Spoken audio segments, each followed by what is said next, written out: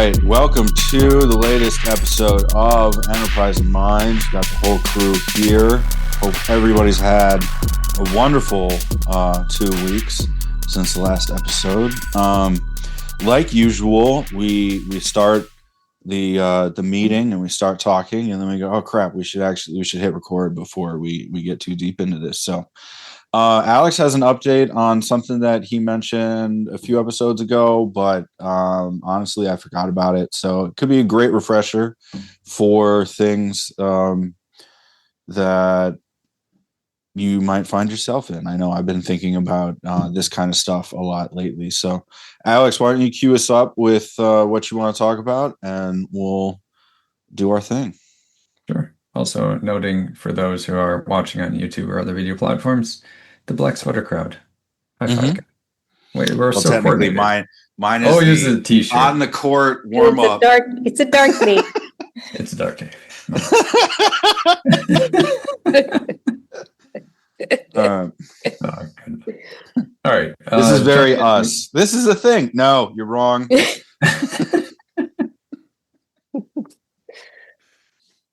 Okay, I'll shut up. I'm sorry. No, you're good. All right. Yeah. So the thing I mentioned probably a couple episodes back was talking about using ChatGPT as a source for a 90-day plan for a new role. Actually been at this company now like 6 months. So it kind of did an updated version of it, of saying like, with my current role description and what put together a 30, 60, 90, and 180 checklist for myself, like a punch list of things I should know at this point. And had to kind of rephrase it a few times until it got to the point of like, I need you to be asking me questions, and then basically provided a space so I can answer it. So that was kind of became included in one of the prompt. And then I did a second version of it, which actually I haven't read yet, which was fill in what you know for the answers. And if you don't know, put in industry best practices and note where it's an industry best practice versus knowledge. I haven't really told ChatGPT that much for context with my role, so what it spat out was surprisingly good, though. I've asked enough technical questions that I noticed a little bit of the tool stack, so I was able to actually ask them some of those questions, and mentioned like, look over my LinkedIn, that kind of stuff in the past. So it does know those details of kind of my general role. I don't think my current role has much listed, but I know with my previous roles, at least, to be able to kind of put together what a media manager, digital media kind of thing role is. It was really good, to be honest. It lined out everything on it was solid, to be honest. All of it was a good, relevant question. A few of those things were, yeah, I tried that, it failed, and yeah, I kind of forgot about it, never picked it up again, or went down this path and haven't really been able to finish it up, or, that's a new area that, general kind of learning kind of thing of like learning new software, new platforms of, I know the bare basics, I can log in, but I'm by no means could do the job at a company. Like if it was just asked to me to do it, I could figure it out, but I haven't put myself through those paces yet. So it'd be good to test myself that way too. So probably any place where you're at, it'd be an interesting test of saying like, someone who's 90 days in this job, or a first 90-day plan for someone in my role. What's your first 90 days? And it's a lot of meet and greets and kind of stuff that, yeah, I did the main ones and then kind of skipped over the rest. And then, may have talked about what my team does, but I didn't really hear about how their team could use my team, or, at least rekindle that relationship to say like, hey, how can we help each other out? Kind of partnership kind of stuff too. So one of the things I really like about this, Alex, first, I very much hope that we share the 2 prompts that you used or revised and refined over time, because I'd love to play around with them. But what I was thinking about is with your, first 90-day plan for someone in your role, if you're lucky or you find a good team or a good hiring manager, you're going to have something like a 90-day plan. Sometimes it's just the team's new, it's not feasible. Sure. And so this is a good substitute to just help you get focused. The other thing I was thinking about is, my role over the last year, 2 years has continuously changed, but without a formality to it. It's more subtle. It's like, oh, all of a sudden I find myself doing completely different tasks than I was 2 months ago, or even 2 weeks ago, because of the nature of transformation in the digital world at this point. And so having a sort of help me through the first 90 days of this new role I find myself in, and give me a series of questions to be able to think through, how has my role changed? What are those subtle things? That's such a cool tool for doing some self-reflection and helping orient when there's constant change. Absolutely. I've been meeting with a leader in my job. Kind of fell into it, like, but he has this idea of what he calls a Perkins menu, or like a Waffle House menu, or whatever you want to, whatever your regional variant is, Jenny? right? For like a diner menu that is mostly just pictures, right? And essentially what it's set up where you have 5 columns across your PowerPoint, and you get like a little one-sheeter, right? And those 5 columns are the 5 biggest skill sets that you have, right? And then you have 3 or 4 images representing whatever projects you've worked on before that align to that skill set. That would be like the case studies that you would bring up in an interview, or just sort of general conversations about like, yeah, I'm a strategic leader, and here are the things that have, proven why I'm a strategic leader, right? And it also prevents you from having just that huge chunk of text that so many people go into, right?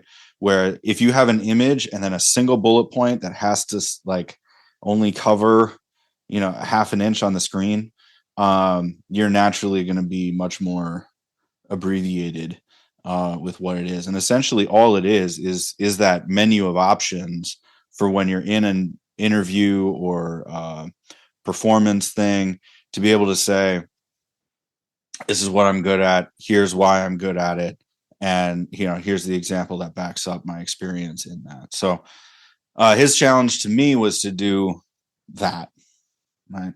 So Alex, like, kind of similar to what you were saying with your reviews, I've also gone through and said, okay, ChatGPT, Gemini,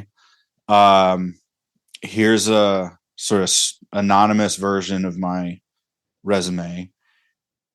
Here's how I talk about myself and my experience. What am I missing? What am I underplaying? What am I overstating? What should I include in this concept of a Perkins menu? To move forward. And not only has that helped me refocus my own sort of personal narrative, and how I'm presenting myself moving forward, but also, to your point, Ruthie, like I was placed into a role a little more than a year ago that I wasn't super stoked about. And but I needed to track, okay, well, I mean, mostly just for me, because nobody was asking for it, but for me and the way that I like to work and challenge myself, I needed to know that I was making an impact, right? So when it came up to that year point, it was, all right, is Dave worth the time? Yes or no? Like, let's put those things together and do that. So sort of a similar thing, and related thing, I should say. And the thing I was thinking Using about with that one too is similar to the 90-day, going through that exercise periodically, whether or not you've had a specific role change or an informal one, or things are just shifting around. That's such it's a tangible way in which you can say, okay, here's what I'm good at, or here's where I think I want to focus. What have I done in those areas? Or you could reverse it and go, hey, here's the things that I've done recently. How do we think about those in a new way?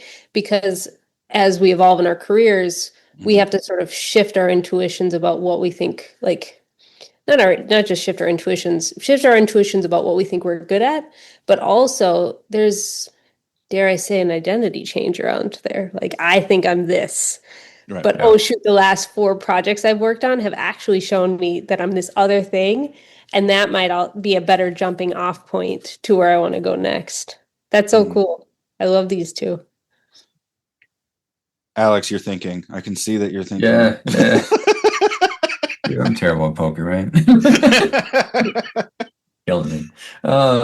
No, I was just thinking about this in a future forward statement. And one, Dave, for the kind of the resume review kind of Yeah. piece, especially for those out there who are kind of looking at jobs, you could also ask it, since it has a rather large wealth of knowledge, of saying, look at similar job descriptions that have been posted, and then what are key bullet points that I'm missing, or underemphasizing, something like that, because, or what language do they use that's different than mine? Because you might be using kind of in-house knowledge and phrasing Right. versus industry standard or new phrasing. I mean, we've talked before about how like it used to be called e-marketing, then it became internet marketing, online marketing, digital marketing. I mean, it changes all the time. Like, Right. And marketing, calling it. oh my gosh. There will be a day sometime where someone says the similar phrase of saying, instead of the Facebook.com, drop the, keep the Facebook.com. Someone else will be like, AI, that's too long. Drop the, I'd be something else. Yeah. It's just intelligence now because we've outsourced it all. Yeah, it's not artificial. It's all hybrid now. Yeah.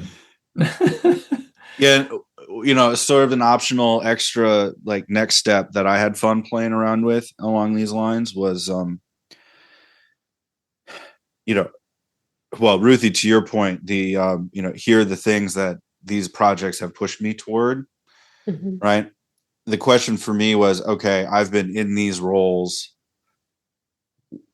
If I want to be known for something else, how can I sort of re-steer myself toward the thing that I want to be known that's for, cool. or have people, recognize me as like, okay, Dave's our guy for that particular topic. And less so this other thing. I went into ChatGPT and I asked, and Gemini, I do my testing in both environments, just to see who does what and who does things better. But I asked them, okay, for these next roles that we've talked about that I might be interested in, create a list of sort of day-to-day activities related to those roles, and then break out of those day-to-days what can be replaced by AI, what can be AI assisted, and what is purely human. Because then I want to double down on the purely human and lean into the AI assisted stuff, right? Because if I'm trying to pitch myself as something that is fully going to be automated very quickly, then that's just a losing formula, right? So then how can I rep those things slightly differently? Really? I really like this approach, and I continuously appreciate your comments about I want to focus on what's human and I want to double down on those elements. Mm-hmm. The project that I've been embarking on my minimal spare time in the last month or so has almost been the reverse of how much of what I do right now can I automate. Yeah. And my motivation for this is I am spending more time on work than what I want. Right? I want to Yeah. be spending more time on life things. I tend to I'm not quite in workaholic status, but if it were a scale, I'm going to be closer to the workaholic than sort of somebody who just sits idle.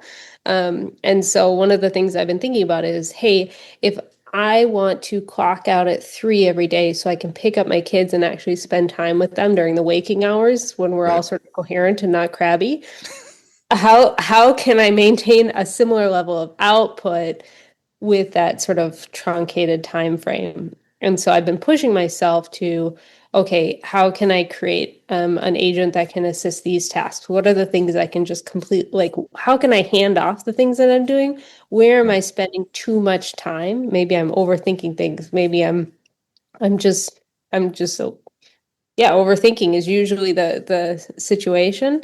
And how Yeah. can I hand that off or just get better at let's just do good enough? where it is less important. That's interesting, and I'm glad that you're trying that, because yeah, we all need balance. I think the one thing for me, when I got over feeling the need to respond immediately, and I know for a lot of people that can be a huge endeavor to get over that. That worked wonders for my stress level. So like I check my email maybe 2 or 3 times a day throughout the day, and that's it. And then that forces me to prioritize what has come in and what doesn't. And I usually check it right before lunch, and I prioritize lunch over everything. So if you're backing up against lunch, then only the important stuff gets done. I'm talking what works for me. You find your own thing.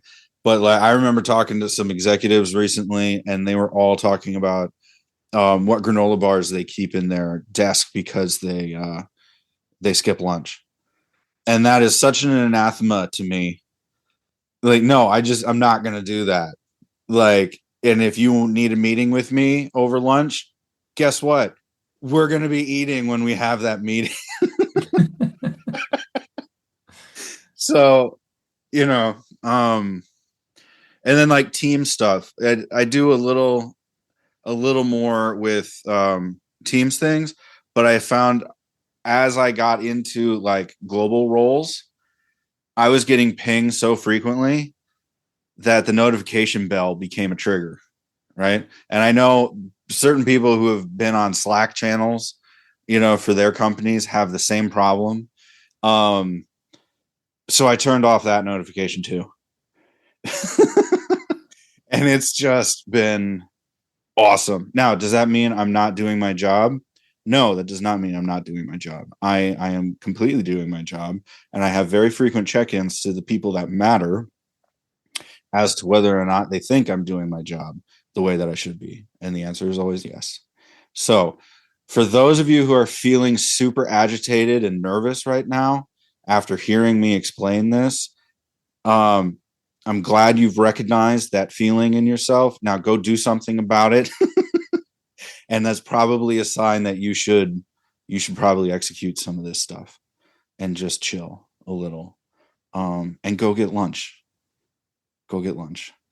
I've stopped taking lunch since not being on your team or working with you, Dave. I just the number of lunches I take has plummeted. Well, let's fix that. Let's fix that. Yeah. Alex, any thoughts on that stream? I've also got a new one too. Yeah, tough with a new role. Got that imposter syndrome pretty hard. So it's always like, trying not to ever mess up. At the same time, like, how do you know where your baseline is? I mean, I realize I'm always tough on myself too. So it's always like I realize I have an underlying bias. But there's always a point too of like, how do I kind of show progress, especially in an organization of constant change?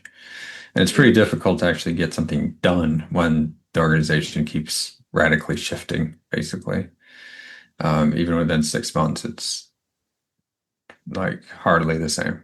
So some of those notifications and stuff is like the only way, but it's really funny because my direct report and I were talking about this recently of email doesn't really seem to work. Like the number of emails that just go unanswered is pretty frequent. So instead it's like you always have to set up a meeting, which nobody likes their calendar being full of meetings, but at the same time, how else are you gonna get their attention? Or Teams chat has been like the best way to get things done, but it's also the most annoying. I mean, it's like it's also easy to get into like casual conversations that like just keep on going and stuff like that too, of like, trying to get back and refocus back to work where at least the meeting ends at a certain point. That is one of the benefits of working in person again, is that I can, now granted, I look the way I do, so that helps. But like going into somebody's cube and just saying, hey, I have a question for you. And if they ignore you, just standing there. Say, hey, you want to get rid of me? Answer my question. Yeah. I think that's a struggle. I know I've heard it from enough people, and I definitely feel it myself too, of, when is it a meeting? When is it an email? When is it a chat? When is it like, all these other things? And then the misuse or perceived misuse of one medium for the other. I don't know. I think everybody's all over the board, and it's kind of gets down to company culture, but also people's own expectations and experiences too. This is exactly what I'm talking about, guys. Outsource all that little nonsense. Yeah. Just outsource it, right? Do I make it a meeting? Do I make it a thing? I don't know. Ask ChatGPT. I got to get more into using voice to write my emails, because the number of times I've had an email basically written in my head over and over again. I finally actually write it, and then I finally actually send it. Those last two chunks are a little bit too large. It's like I already know what I need to say to the person. It's like 3 things. And it's like, oh no, I'm going to spend forever writing and crafting this email. That was a big unlock for me, actually. I had a previous manager who was like, okay, it doesn't matter if you got it done, if nobody knows that you got it done. I said, okay, that's fair, right? Especially if you want to move up in the organization, right? You have to market what it is you've accomplished, and make sure that everybody knows it, right? But yeah, doing the voice to text in Word and then copying, pasting that over into Outlook was a complete game changer for me, because it literally was the act of typing was preventing me from sending all of the emails I probably should have.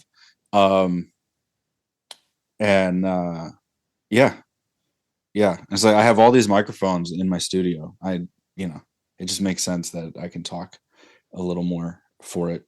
Along these lines too of automating things, I've been trying, like last weekend before, I've been trying make.com. I know we talked about this a little bit a number of episodes ago with N8N or Make or some other things where you can finally like connect things together.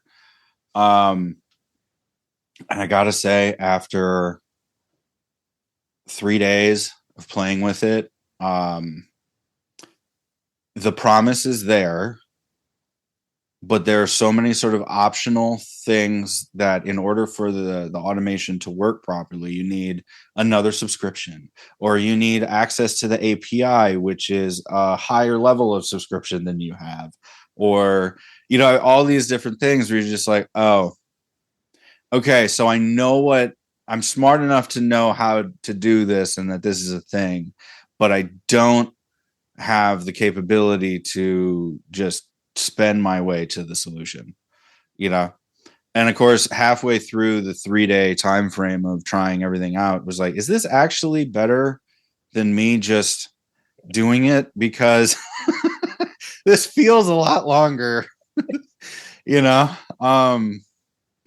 it was interesting. I don't know if you can see the whiteboard behind me, but I did have things mapped out, and I did have a realization that a Google Sheet was sort of capturing a lot of the information and was sort of the central hub for things. I'm like, okay, well, if I tweak things a little bit, then I could leverage that to drive all of these other things. But,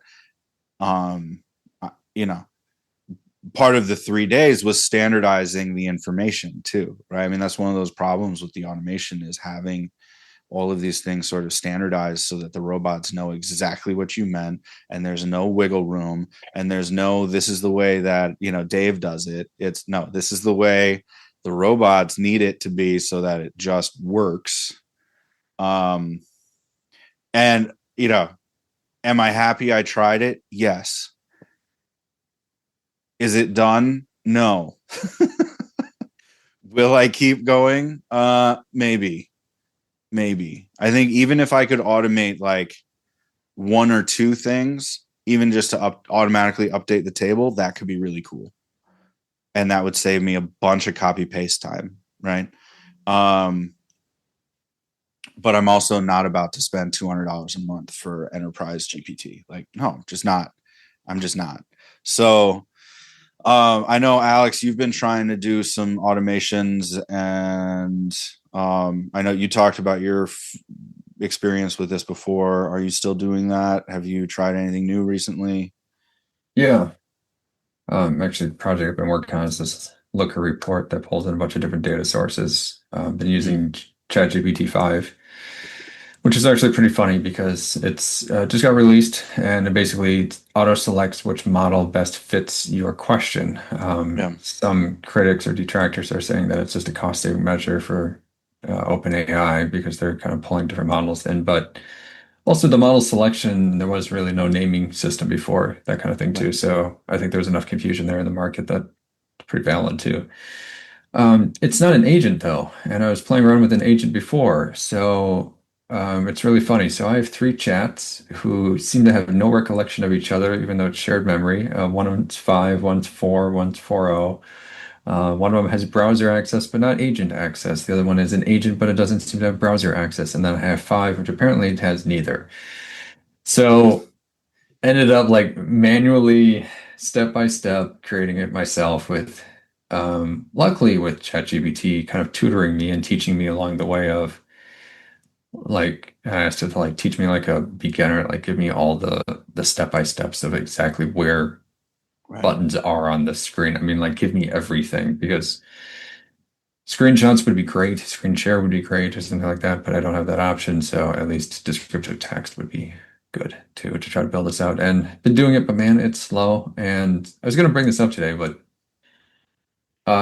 there's a funny Ethan Mollick, is a professor, blogs a lot about AI. I've mentioned him before, but he has a blog recently that was called something like around a beautiful mess, and it's the model is a business model which is called the beautiful mess, and it came from this idea of or this experiment that a college did with the business of mapping out exactly how they built their thing, how they actually manufactured their item, and they decided to map out everything. So they the photos of it, I mean, you say you got a whiteboard, you should see the random strings and, all the rest kind of thing in the background. The photo alone is beautiful. But it's crazy. I mean, basically, there were completely redundant processes. There were shortcuts that were being used actually in the how it's being built. So it's not a shortcut anymore. It's just literally has shifted over to that. I mean, there was tons of things like that and crazy loops and pointless processes and everything else. And then in the end, it made the item.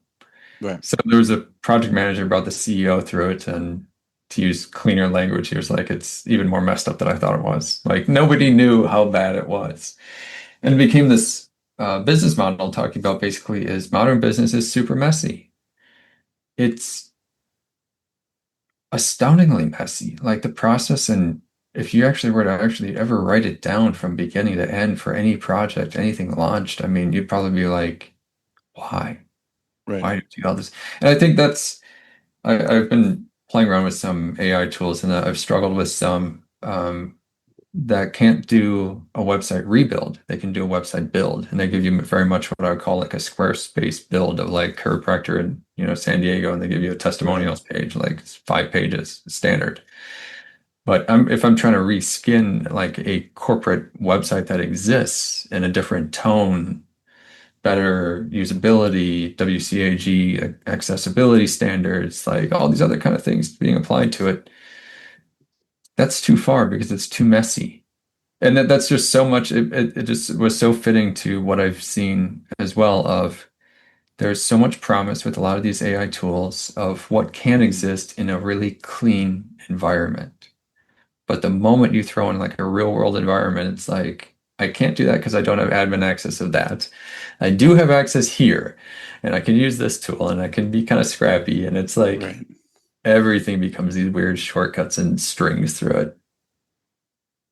I don't know. Tools like Make, I think, are really cool. I was playing around with Zapier and Make for a while, and it was a similar situation where basically it was like, okay, now I can connect these data pieces together, or there's a bunch of blocks in between from me actually ever doing this particular project. And then, tech issue after tech issue and that kind of stuff. Yeah.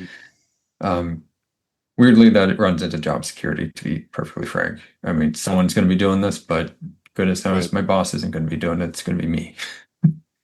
Well, I was surprised when I was doing the make.com. Like I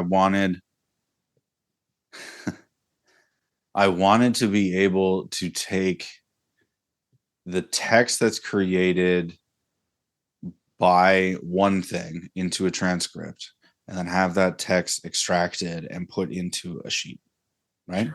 Sure. Sounds basic enough. According to the make.com stuff, maybe I'm open to the fact that I might be an idiot on this, and that's fine. The only thing that could possibly do it was Google's Vision Cloud like plugin to be able to extract and format things to then send off into other. And I'm like, that's strange, right? And also when I went to ChatGPT and I was like, can you transcribe an audio file for me? And I was like, yeah, absolutely, I can do it. And I was like, okay. I upload the audio file and it's like, actually, I need to attach to Whisper and I need this and I need that. And I'm like, so you can't. So you can't. I don't need a technically I could. I need a yes, no. So that's been the really interesting thing where it's like, okay, the tool stack that I have works. And even though I'm playing with it and considering changing certain things, in the next year, it just works. We have it down. So is it worth it to learn the new system at this point? Maybe not. This is so great. I am in such a different perspective than both of you. First, I have to give a shout out to Tim Harford's book, Messy, Creative Resilience in a Tidy-Minded World. Fantastic book. I think I've reread it twice. And if you like books where each sort of chapter is a self-contained article that explores a different topic, this is one of those, which I very much appreciate because then you can just sort of pick it up every once in a while.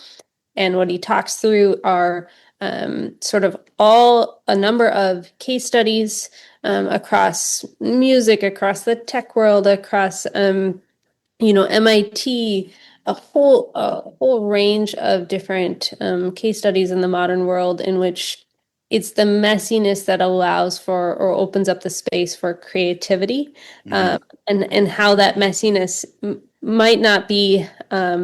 It might be an important part of the creative process. Maybe it's important for that product to be made. Like you can't get around the messiness. So highly recommend that book. Just if you need a different way of thinking about the messiness of our everyday corporate world. The other thing that's coming to mind is I haven't tried make.com, so full disclosure. And also I think I'm probably a month or maybe 2 months behind both of you in terms of what I'm trying to do with all of my AI use cases. And I think in this case, from a mental health standpoint, that might be healthy because I might have tried to do something a few months ago and gone, oh, it's not quite doing it. And then I just sort of let it go. And now I'm trying it again. And I'm going, look, it does the thing I tried to do a couple months ago that I couldn't get it to do. And now it's doing it. This is amazing. So I have a few extra bags around my eyes this morning because I was up super late because GPT-5 launched. But not only did GPT-5 launch for OpenAI, GPT-5 launched with Copilot simultaneously. And the improvement to Copilot has been substantial just overnight. And that's been really cool to see. And specifically, some of the things that I've enjoyed playing around with is, hey, I've had a couple of agents I've created for myself, just doing basic things, right? I'm not trying to have them execute things. I'm trying to have them help me create various assets or artifacts, or help me think through or help me plan, or just like, hey, I can't remember what I did last week. Can you please just give me a recap? And turns out it got much better at doing those types of things. And the messiness is a cool tie-in because one of the things that I observed is It got overnight much better at parsing through the messiness that is chats, emails, SharePoints, documents, et cetera, et cetera. And that has just been so cool to see. And even just simple things like helping me create a JSON instruction set to give my Copilot agents so that they become more productive, and perhaps even being more thoughtful about what it is I'm trying to do with the agent than I was, which is both scary and exciting at the same time. That all has shifted just within the last day. So I'm curious your thoughts on GPT-5, knowing that you've reached some frustrations with its agentic capabilities. What are some of the other initial takeaways since it launched yesterday? Dave, do you have any, or do you want me to run? Yeah, I'll state for the record, I've been in a basketball camp all week. So the farthest I got was reading through Ethan Mollick's newsletter about his experience with GPT-5 and how it just does stuff. Yeah, it just does stuff. And how it wants to help you with things, which is great. But having a golden retriever, I have enough of that in my life already, where it's just like, all right, stop trying to be helpful. I love my dog, but seriously. And in that newsletter, the thing that jumped out to me, and I think Alex, what you mentioned it, maybe in a slightly different way, but it seemed that it was selecting whatever models fairly arbitrarily. And the main reason for that was it has to decide how difficult what it is you're asking it to do is, so I'm very curious to play around with that and to see that kind of, play out through things. But yeah, that's where I'm at. I haven't had a chance to sit down with it fully. So Alex, what have you done? Yeah. It definitely needs refinement. I'd put it out there. It's a significant improvement above 4, but it definitely needs some better refinement. If you played with 4.4.0 or any kind of variation on those, they all kind of had their own limit, kind of upper limit, and the more technical or the more detailed a response that you wanted, the more evident that was. Right. Like if you looked at like 3.5 versus 4, though, I mean, that was a huge step change. And I think 4 to 5 has a step change as well. So that there's still improvements in what's being done there. And like the project I was working on, like the descriptions that I was giving was far more accurate. It was far more complete. I've been actually testing a lot of the free version versus 4.4.0, just literally yesterday and the day before, figure out their knowledge base around particular topics. So I was testing them with all these different queries and incognito windows and VPNs and all the rest of the kind of stuff of like trying to see like, can I update its core based knowledge, which is actually still kind of a limitation of these systems of how much they can learn as well. So to answer real quick, I think it's better if it's picking the right model every time. I don't think so. I think it's kind of underestimating or even sometimes, to be honest, overestimating some of these questions. Like it's taking way longer than it should for some stuff. Other ones it's still struggling with, but 4 would completely fail on it. So it's able to complete things that it couldn't do before. So still a step change, still more to go, but definitely better. I mean, let's be honest, also 4 didn't release that long ago, so I just gotta wait a couple months. Yeah, it is crazy. Ruthi, to your point earlier on just how fast everything is changing and even just trying to stay up to date. There is a burnout point. Oh yeah. Right. And I was thinking about that actually while I was watching my son at this camp, because it's you can't download an app and learn how to do a crossover dribble. Right. You have to just learn how to do it and put in the reps and just do it. Right.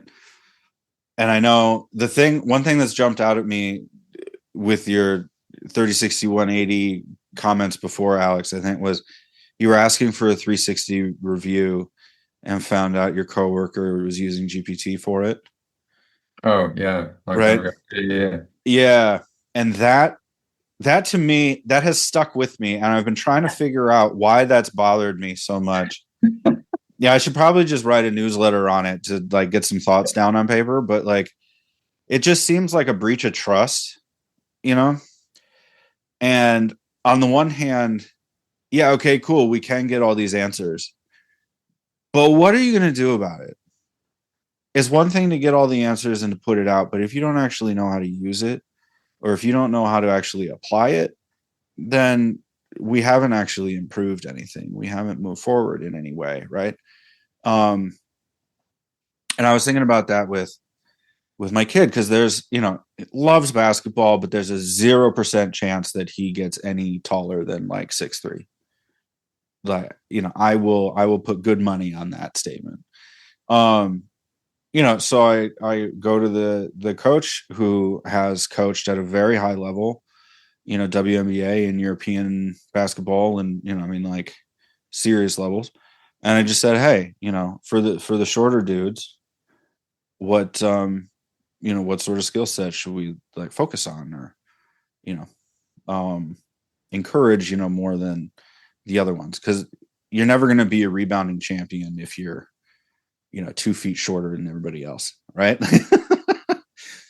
um but that led me down this rabbit hole of going to Gemini and doing a deep research to say, give me the top 20 short basketball players, what made them different, and how could I incorporate that into a practice routine.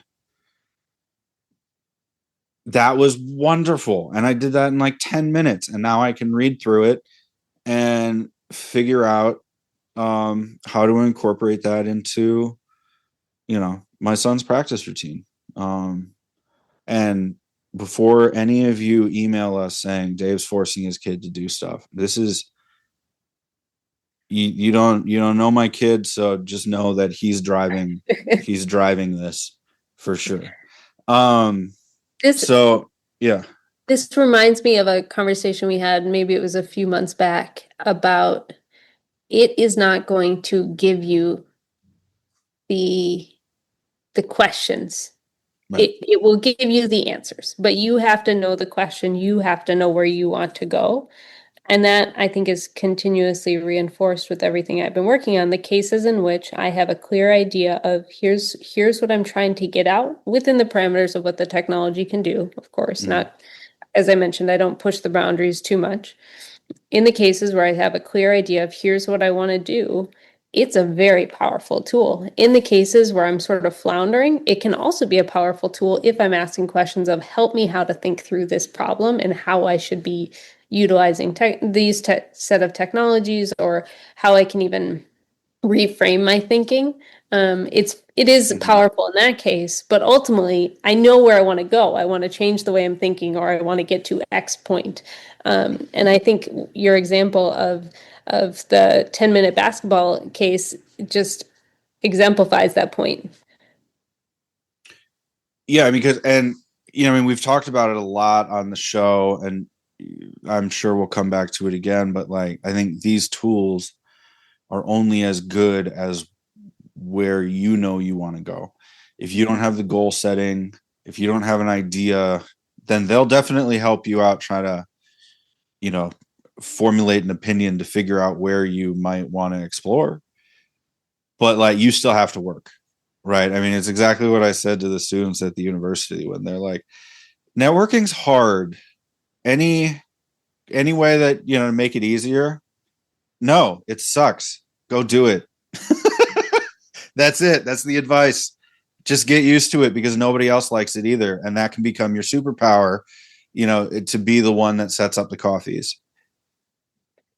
As one more point on this, you need to know where you want to go, and then there are very powerful tools. I do have to share that part of playing around in the last 24 hours with GPT-5 has been the semi-fulfillment of a long-term dream goal of mine, which is to create an application Originally, I envisioned this to be something you use in sort of a VR scenario in which you're in St. Mark's Square and you have the opportunity to kick the pigeons that are sort of polluting Venice and all of its beautiful sculptures. I didn't ask ChatGPT to be so cruel. Instead, I said I'd like to see a simulation in which you can click and feed popcorn to the pigeons, and the fact that within less than 5 minutes, I could ask it to do that, run code, and see my little pigeons moving around the screen was phenomenal. Like that made my evening.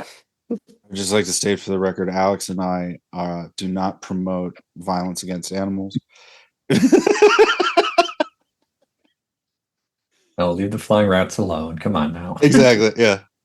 Or as my niece calls them, city chickens. Ooh, I like that one.